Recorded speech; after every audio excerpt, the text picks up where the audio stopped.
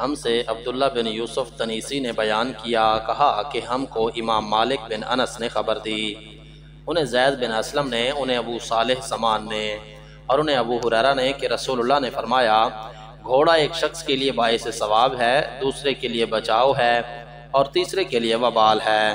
جس کے لیے گھوڑا اجر و ثواب ہے وہ شخص ہے جو اللہ کی راہ کے لیے اس کو پالے اور اسے کسی ہریالے میدان میں باندھے۔ راوی نے کہا یا کسی باغ میں، تو جس قدر بھی وہ اس ہریالے میدان میں یا باغ میں چرے گا اس کی نیکیوں میں لکھا جائے گا۔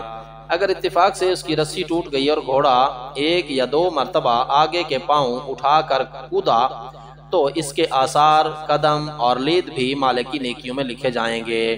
اور اگر وہ گھوڑا کسی ندی سے گزرے اور اس کا پانی پیے، خواہ مالک اسے پلانے کا ارادہ نہ کیا ہو تو بھی یہ اس کی نیکیوں میں لکھا جائے گا۔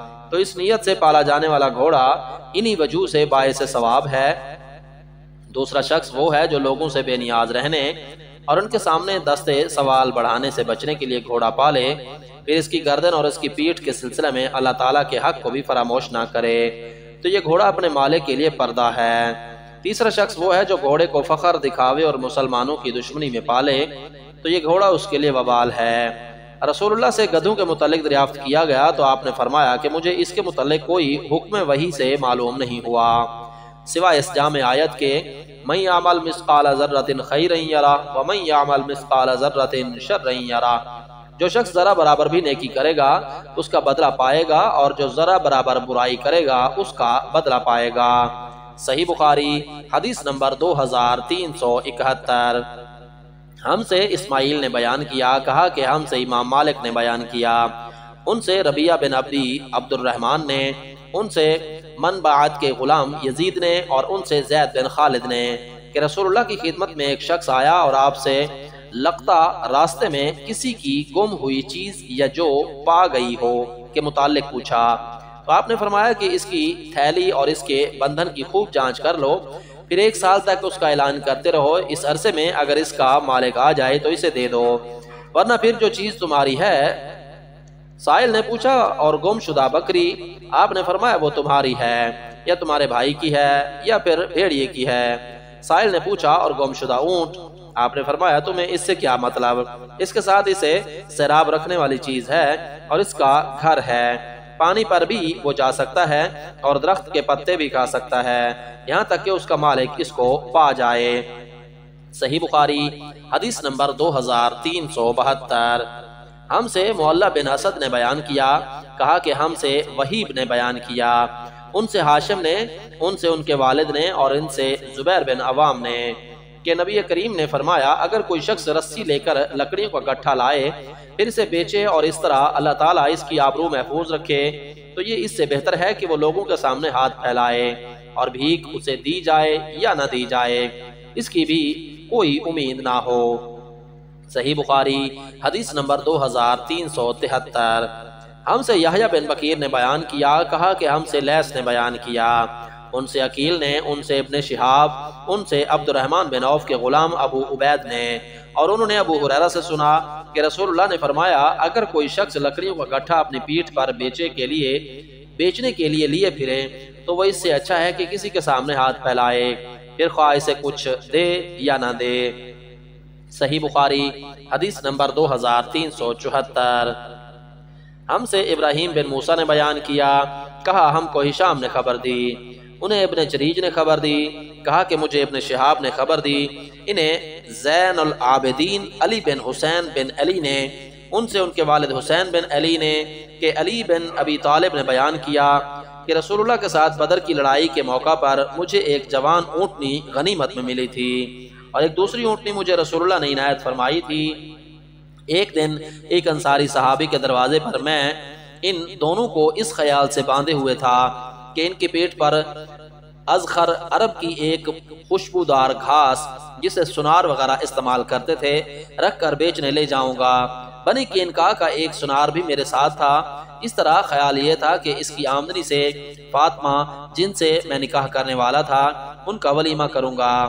حمزہ بن عبد المطلب اسی انصاری کے گھر میں شراب پی رہے تھے ان کے ساتھ ایک گانے والی بھی تھی۔ اس نے جب یہ مصرع پڑھا، ہاں اے حمزہ اٹھو، فربا جوان اونٹنیوں کی طرف بڑھ۔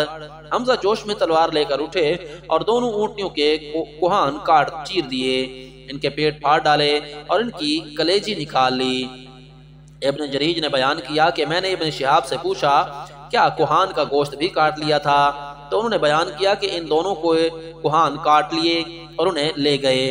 ابن شہاب نے بیان کیا کہ علی نے فرمایا مجھے یہ دیکھ کر بڑی تکلیف ہوئی، پھر میں نبی کریم کی خدمت میں حاضر ہوا۔ آپ کی خدمت میں اس وقت زید بن حارثہ بھی موجود تھے۔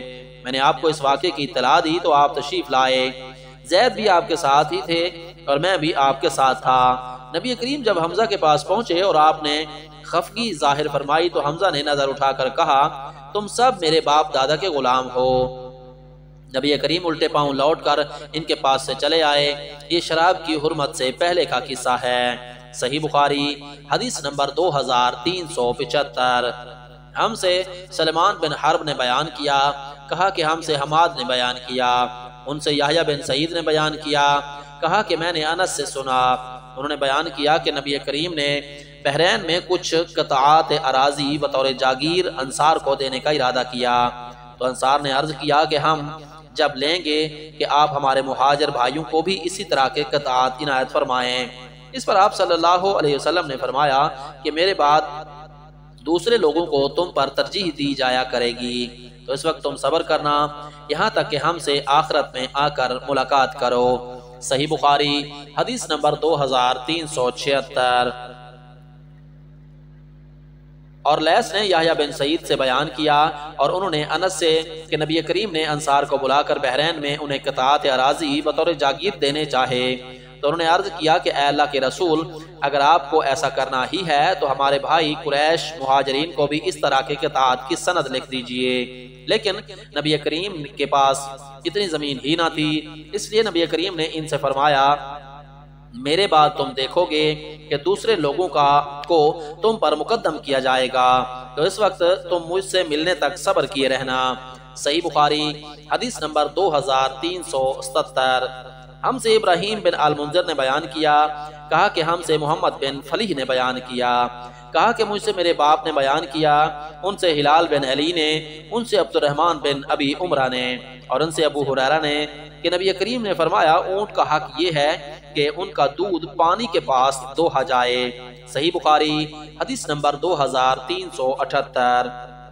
ہم سے عبداللہ بن یوسف نے بیان کیا، کہا کہ ہم سے لیس نے بیان کیا، ان سے ابن شہاب نے بیان کیا، ان سے سالم بن عبداللہ نے، اور ان سے ان کے باپ نے بیان کیا کہ میں نے رسول اللہ سے سنا، آپ نے فرمایا تھا کہ پیوند کاری کے بعد اگر کسی شخص نے اپنا کھجور کا درخت بیچا تو اس سال کی فصل کا پھل بیچنے والے ہی کا رہتا ہے، ہاں اگر خریدار شرط لگا دے کہ پھل بھی خریدار ہی کا ہوگا تو یہ صورت الگ ہے، اور اگر کسی شخص نے کوئی مال والا غلام بیچا تو وہ مال بیچنے والے کا ہوتا ہے، ہاں اگر خریدار شرط لگا دے تو یہ صورت الگ ہے۔ یہ حدیث امام مالک سے، انہوں نے نافع سے، انہوں نے ابن عمر سے بھی مروی ہے، اس میں صرف غلام کا ذکر ہے۔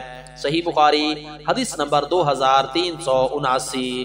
ہم سے محمد بن یوسف نے بیان کیا، کہا ہم سے سفیان نے بیان کیا، ان سے یحییٰ بن سعید نے، ان سے نافع نے، ان سے ابن عمر نے، اور ان سے زید بن ثابت نے بیان کیا کہ نبی کریم نے عریہ کے سلسلے میں اس کی رخصت دی تھی کہ اندازہ کر کے خشک کھجور کے بدلے بیچا جا سکتا ہے۔